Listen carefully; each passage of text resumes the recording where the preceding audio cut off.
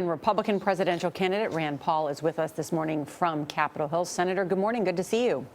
Good morning. Thanks for having me. I want to ask you about what's happening in your state and county clerk, Kim Davis. Should she be fired or should she be allowed to keep her job? Well, I think we could probably find an in-between solution where people can have contracts, any consenting adults can have contracts, but that we don't really force people to put their imprimatur, their signature, or their approval on the contract.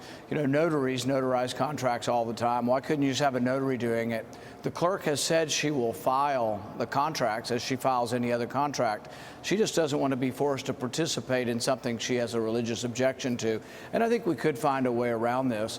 Ultimately, if society is going to change its opinion on what marriage is, I think it'd probably be better through persuasion than through sort of an aggressive tactic where we federalize everything and force people to do things they don't want to do. But right now, Senator Paul, I think it would be better to probably let people make their own decisions. But right now, Senator Paul, we don't have another option. These are the two choices. Do you support what she's doing?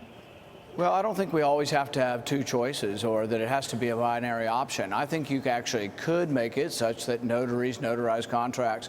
In fact, what's happening is as the people who are promoting this change in the definition of marriage, as they become more aggressive, there is going to be more resistance. And some of the states are getting out of the marriage business entirely and just saying, look, you want to have a marriage, go somewhere and get people who agree with your definition to give an imprimatur on it, but don't ask those of us who don't agree with it to put our imprimatur on it.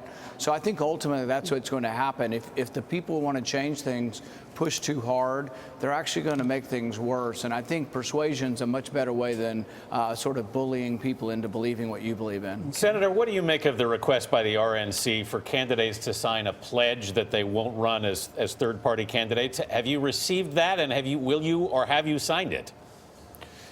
We have received it. I haven't signed it.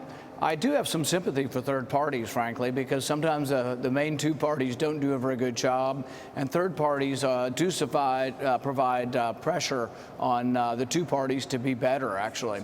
But what I don't like about, Donald Trump would be his using the Republican Party and then perhaps going out at the very end after he doesn't win the nomination and then trying to destroy the Republican Party. Do you like Senator, do you like the idea of a pledge? Will you sign it? Ross Perot, ended up giving us the first Clinton, and I think that if Trump does this again, he could give us another Clinton. So I think really he ought to state his intentions, and if he wants to be part of a third party, I have no objection to him doing that, but he ought to make the decision now.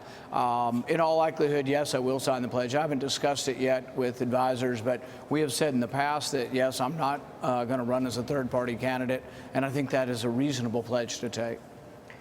Senator Paul, Jeb Bush and Donald Trump are having a spirited back and forth, we should say, by tweet. At one point, Jeb Bush even said that Donald Trump is out to destroy the Republican Party. What do you think about that? I think that Donald Trump is a fake. I think he's a fake conservative, and really there's not much about him that is conservative. I've been pointing out with a great deal of emphasis that the right to private property and that you can't take private property and give it from one to another. This was the Kelo case. This was a big deal for conservatives. It was in 2005, and we objected to the Kelo decision that allowed private property to be transferred from one private property owner to the other. This is something Donald Trump uses in his business model. He took a little old woman, a lady's house who'd lived in her house for 30 years just to make a parking lot, and he used the bully force of government. So there's issue after issue. He was for President Obama's government stimulus. He was for Obamacare. So I think he's been against conservatives on every issue of the decade, and yet now he wants us to believe that he's changed his opinion on everything. That's a little unusual for an adult to be now against everything they were for. So I'm going to keep pointing out that he is a fake conservative, and he's going to have to sort of convince people that he's sincere. Senator Rand Paul, thank you very much for being with us this morning. Thank you.